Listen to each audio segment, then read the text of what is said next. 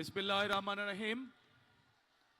আজকের এই নির্বাচনী জনসভার সম্মানিত সভাপতি, উপস্থিত ধানের শীষের প্রার্থী ববি হাজ্জাদ, উপস্থিত এলাকার মুরব্বীবাসী, প্রিয় ভাই বোনেরা, উপস্থিত মা বোনেরা এবং আমার সহকর্মীবৃন্দ, আসসালামু আলাইকুম। আসসালামু আলাইকুম। ভালো আছেন? এখন ভালো আছেন আপনারা? আলহামদুলিল্লাহ। এখন প্রিয় এলাকাবাসী, আজকে আমরা এখানে সকলে একত্রিত হয়েছি এই যে 12 তারিখে যে নির্বাচন, এই নির্বাচন উপলক্ষে এই জনসভা আজ, সেজন্যই আমরা আজ এখানে একত্রিত হয়েছি। এই যে নির্বাচন, এই নির্বাচন অর্থাৎ কি? এই নির্বাচন হচ্ছে আপনার যে রাজনৈতিক অধিকার, সেই অধিকার আপনি আপনার মতন করে আপনি প্রয়োগ করবেন, অর্থাৎ আপনার রাজনৈতিক অধিকার আপনি প্রয়োগ করবেন। কিন্তু গত 16 বছর ধরে এই অধিকার বাংলাদেশের মানুষের কাছ থেকে কেড়ে নেওয়া হয়েছিল। গত 16 বছর ধরে দেশে তথাকথিত কয়েকটি নির্বাচন অনুষ্ঠিত হয়েছে, কিন্তু আপনারা কি সেই নির্বাচনে ভোট দিতে পেরেছিলেন? পারেননি আপনারা। এখন প্রিয় ভাই বোনেরা, এই যে সামনে যে নির্বাচন হবে, আপনারা কি মনে করেন আপনারা ভোট দিতে পারবেন? পারবেন ইনশাআল্লাহ। এখন প্রিয় ভাই বোনেরা, এই যে আপনি আগামী নির্বাচনে যে ভোট দিতে পারবেন, এই যে আপনার যে রাজনৈতিক অধিকার প্রয়োগ করতে পারবেন, এই যে এখন যে আপনার মনে যেটা হয়, যেই কথাটা আসে সেই কথাতে যে নির্ভয় আপনি বলতে পারেন, এই যে এই সুযোগটা যে বাংলাদেশের মানুষের সামনে এসছে, বাংলাদেশের প্রত্যেকটি ভোটার, প্রত্যেকটি নাগরিক সামনে এসছে, এই সুযোগটা তৈরি করার জন্য কিন্তু বহু মানুষ গত 16 বছরে প্রাণ দিয়েছে। বহু মানুষ গত 16 বছরে গুম, খুন, হত্যার শিকার, বিভিন্নভাবে নির্যাতনের শিকার হয়েছে, পঙ্গুত্ব বরণ করেছে। বিশেষ করে যে স্বৈরাচার পালিয়ে গিয়েছে জনগণের গণ অভ্যুত্থানে, সেই 2024 সালের জুলাই আগস্ট মাসে সেই স্বৈরাচার ক্ষমতা ধরে রাখার জন্য 1400 মানুষকে হত্যা করেছে, 20,000-এর মতন মানুষকে তারা বিভিন্নভাবে আহত করেছে, হাজারের উপরে মানুষ অন্ধত্ব বরণ করেছে। এবং আজ আমাদের এখানে সেই সামনে জুলাই শহীদদের পরিবার, জুলাই আহত যোদ্ধারা আমাদের সামনে বসে আছে। এই যে প্রিয় ভাই বোনেরা, প্রিয় ভাই বোনেরা, এই যে মানুষগুলো গত 16 বছরে জুলাই আন্দোলন ধরে গত 16 বছরে হাজারো হাজারে মানুষ নিজের জীবন উৎসর্গ করেছে, বহু মানুষ পঙ্গুত্ব বরণ করেছে। এই যে তাদের আত্মত্যাগ, এই আত্মত্যাগ তো আমরা বৃথা যেতে দিতে পারি না। পারি কি? আমরা বৃথা যেতে দিতে পারি না। তারা আমাদের গণতান্ত্রিক অধিকার ফিরিয়ে এনে দিয়েছে। প্রিয় ভাই বোনেরা, 1971 সালে বাংলাদেশের মানুষ জীবন বাজি রেখে যুদ্ধ করেছিল। সেই যুদ্ধের মাধ্যমে আমরা আমাদের এই দেশকে স্বাধীন করেছি। 2024 সালের জুলাই যোদ্ধারা তারা নিজের জীবন উৎসর্গ করে, নিজের সবকিছু বিসর্জন দিয়ে সেই স্বাধীনতাকে তারা রক্ষা করেছে। এখন প্রিয় ভাই বোনেরা, 12 তারিখে নির্বাচন, এই নির্বাচনে মানুষ তার রাজনৈতিক অধিকার প্রয়োগ করবে। কিন্তু শুধু রাজনৈতিক অধিকার প্রয়োগ করলে আজকে চলবে না। আমরা বিগত 16 বছর কি দেখেছি? বিগত 16 বছর দেখেছি যে দেশের মধ্যে কতগুলো মেগা প্রজেক্টের মাধ্যমে মেগা দুর্নীতি করা হয়েছে, কিন্তু মানুষের ভাগ্যের পরিবর্তন হয়নি, এলাকার উন্নয়ন হয়নি, এলাকার ভাগ্যের পরিবর্তন হয়নি।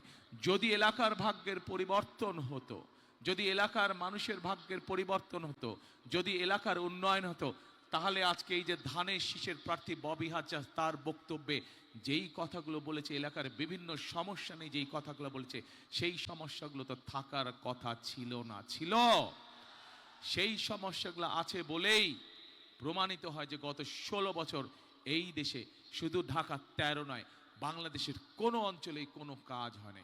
শুধু কি কাজ হয়েছে? মেগা প্রজেক্ট হয়েছে। কোথায় কোথায় দুর্নীতি করা যায় সেভাবে প্রজেক্ট গ্রহণ করা হয়েছে। প্রিয় ভাই বোনেরা, আজকের এই নির্বাচনী জনসভা এবং 12 তারিখে যে নির্বাচন, সেই নির্বাচনে আমাদেরকে অর্থবহ করতে হবে। যে মানুষগুলো তাদের জীবন উৎসর্গ করে আজ এই পরিস্থিতি তৈরি করেছে, বাংলাদেশের মানুষকে এই সুযোগ তৈরি করে দিয়েছে, এই সুযোগ আমাদেরকে কাজে লাগাতে হবে। এবং কি সেটা? সেটা হচ্ছে আমাদেরকে এই দেশের মানুষের ভাগ্যের পরিবর্তনের রাজনীতি শুরু করতে হবে। কি কাজ সেটা? এই দেশকে পুনর্গঠনের কাজ শুরু করতে হবে। এই দেশের ভাগ্য, এই দেশের মানুষের ভাগ্যের পরিবর্তনের কাজ শুরু করতে হবে। এখন প্রিয় ভাই বোনেরা, আমরা একটি রাজনৈতিক দল, আমাদের দলের নাম বাংলাদেশ জাতীয়তাবাদী দল। বাংলাদেশের মানুষ যাকে বিএনপি হিসাবে চেনে। প্রিয় ভাই বোনেরা, আমাদের দলের মার্কা কি? ধানের শীষ। এই ধানের শীষ, এই ধানের শীষ বাংলাদেশের মানুষের জন্য কতগুলো পরিকল্পনা গ্রহণ করেছে যে আগামী দিন এই 12 তারিখে আপনারা ধানের শীষকে জয়যুক্ত করলে পরে ইনশাল্লাহ আল্লাহর রহমতে 13 তারিখে বিএনপি সরকার গঠনে সক্ষম হলে পরে এই ধানের শীষ এই দেশের মানুষের ভাগ্যের কিছু পরিবর্তনের জন্য কতগুলো পরিকল্পনা গ্রহণ করেছে। একটি রাজনৈতিক দল হিসাবে, একটি নির্বাচনী জনসভা হিসাবে আজ আমি হয়তো এখানে দাঁড়িয়ে আমাদের রাজনৈতিক প্রতিপক্ষ সম্পর্কে অনেক কথা আপনাদের সামনে বলতে পারতাম, কিন্তু আমি যদি তাদের গীবত গাই, তাদের সম্পর্কে যদি কথা বলি, আপনাদের কি তাতে কোনো উপকার হবে? মানুষের কোনো উপকার হবে না, এলাকার মানুষের কোনো উপকার হবে না, দেশের মানুষের কোনো উপকার হবে না। আজ দরকার কর্মসূচি দেশের জন্য, আজ দরকার কর্মসূচি মানুষের ভাগ্যের পরিবর্তনের জন্য, আজ দরকার পরিকল্পনা দেশের মানুষের ভাগ্য পরিবর্তনের জন্য, আজ দরকার পরিকল্পনা দেশের ভাগ্যের পরিবর্তনের জন্য। প্রিয় ভাই বোনেরা, প্রিয় ভাই বোনেরা, এই মুহূর্তে বাংলাদেশে একমাত্র বিএনপি হচ্ছে সেই রাজনৈতিক দল যারা এই দেশের মানুষের ভাগ্যের পরিবর্তনের জন্য অনেকগুলো পরিকল্পনা আমরা গ্রহণ করেছি। যেই পরিকল্পনাগুলো ইনশাল্লাহ আমরা বাস্তবায়ন করতে সক্ষম হব আপনারা যদি ধানের শীষকে বিজয় করেন, আপনারা যদি ধানের শীষকে জয়যুক্ত করেন, বিএনপি আল্লাহর রহমতে সরকার গঠন করলে আমরা এই পরিকল্পনাগুলো বাস্তবায়ন করব। আমরা সেই কাজগুলো করতে চাই যে কাজগুলো মানুষের পক্ষে করা সম্ভব। আমরা এমন কোনো কাজ করতে চাই না, এমন কোনো কাজের প্রতিশ্রুতি আমরা দিতে চাই না যা মানুষের পক্ষে সম্ভব নয়। সেজন্যই প্রিয় ভাই বোনেরা, এই যে এই বাংলাদেশ, যে বাংলাদেশের জনসংখ্যা প্রায় 20 কোটি, এই 20 কোটি জনসংখ্যার অর্ধেক হচ্ছে আজ নারী। আমরা যদি এই মা বোনদেরকে দেশের ভাগ্যের পরিবর্তনের উন্নয়নের রাজনীতির সাথে যদি সম্পৃক্ত না করি, তাহলে কোনোভাবেই দেশের ভাগ্যের পরিবর্তন করা সম্ভব না। দেশনেত্রী বেগম খালেদা জিয়া যখন দেশ পরিচালনার দায়িত্বে ছিলেন, এই দেশের নারীদেরকে শিক্ষিত করার জন্য উনি মেয়েদের শিক্ষা ব্যবস্থা প্রথম ক্লাস থেকে ক্লাস 1 থেকে শুরু করে ক্লাস 12 পর্যন্ত উনি বিনামূল্যের ব্যবস্থা করেছিলেন। সেই বোনেরা, সেই মেয়েরা আজ শিক্ষিত হয়েছে। আজ আমরা আমাদের দেশের নারীরা ছেলেদের মতন সমান সমান হারে শিক্ষিত। কিন্তু শুধু শিক্ষিত হলে চলবে না। আগামী গত বিএনপি সরকার দেশের নারীদেরকে শিক্ষিত করেছে। আমরা সিদ্ধান্ত করেছি ইনশাল্লাহ আগামীতে বিএনপি সরকার গঠন করলে এই মা বোনদেরকে আমরা অর্থনৈতিকভাবে স্বাবলম্বী করে গড়ে তুলতে চাই। এবং সে কারণেই আমরা সিদ্ধান্ত গ্রহণ করেছি যে বাংলাদেশে আগামীতে বিএনপি সরকার গঠন করলে পরে আমরা ধীরে ধীরে প্রত্যেকটি খেটে খাওয়া মানুষের কাছে, প্রত্যেকটি খেটে খাওয়া গৃহিণী, পরিবারের গৃহিণীর কাছে, মায়ের কাছে আমরা ফ্যামিলি কার্ড পৌঁছে দিতে চাই। যে ফ্যামিলি কার্ডের মাধ্যমে প্রত্যেকটি পরিবার প্রতি মাসে সরকারের পক্ষ থেকে একটি সহযোগিতা পাবে এবং ধীরে ধীরে এই সহযোগিতার মাধ্যমে সেই পরিবারটি আস্তে আস্তে স্বাবলম্বী হবে। একটি একটি করে পরিবার স্বাবলম্বী হবে।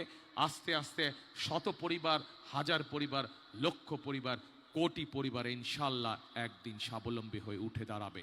পরিবার যখন স্বাবলম্বী হবে, গ্রাম স্বাবলম্বী হবে, উপজেলা স্বাবলম্বী হবে, জেলা স্বাবলম্বী হবে, বিভাগ স্বাবলম্বী হবে এবং পরিশেষে বাংলাদেশ স্বাবলম্বী হয়ে উঠবে। প্রিয় ভাই বোনেরা, আমরা সিদ্ধান্ত গ্রহণ করেছি, পরিকল্পনা গ্রহণ করেছি। আজ আমরা এই বাংলাদেশ কৃষি প্রধান একটি দেশ। এই দেশের কোটি কোটি মানুষ কৃষি পেশার সাথে জড়িত। আজ এই জনসভায় আপনারা যারা উপস্থিত আছেন, আপনাদের বহু আত্মীয় স্বজন পরিবার পরিজন আছে যারা গ্রাম দেশে বাস করেন, যারা কৃষির সাথে সম্পর্কিত আছেন না? বহু এখানে উপস্থিত প্রায় প্রত্যেকটি মানুষ। সেই কৃষক ভাইদের পাশে আমরা দাঁড়াতে চাই। কৃষক ভাইদের অর্থনীতিকে মেরুদণ্ড আমরা মজবুত করে গড়ে তুলতে চাই, যাতে কৃষক ভাইরা তাদের কষ্ট থেকে বেরিয়ে আসতে পারেন। এবং এই জন্য আমরা সিদ্ধান্ত গ্রহণ করেছি যে আমরা সরকার গঠনে, ইনশাল্লাহ সরকার গঠনে সক্ষম হলে পরে আমরা বাংলাদেশের সকল কৃষক ভাইয়ের কাছে কৃষক কার্ড নামে একটি কার্ড পৌঁছে দিতে চাই প্রিয় ভাই বোনেরা, যার মাধ্যমে কৃষক ভাইরা সরকারের পক্ষ থেকে কৃষক ভাইদের জন্য যে সকল সুযোগ সুবিধা থাকবে, বিনামূল্যে বীজ, বিনামূল্যে সার, বিনামূল্যে কীটনাশক ওষুধ সরাসরি আমরা কৃষক ভাইদের কাছে পৌঁছে দেব। শুধু তাই নয় প্রিয় ভাই বোনেরা, আমরা সিদ্ধান্ত গ্রহণ করেছি যে এই মুহূর্তে বাংলাদেশে, সারা বাংলাদেশে যত কৃষক আছে তার মধ্যে যাদের 10,000 টাকা পর্যন্ত কৃষি ঋণ আছে, আমরা সেই কৃষি ঋণ সুদ সহ ইনশাল্লাহ আমরা মওকুফ করার ব্যবস্থা করব।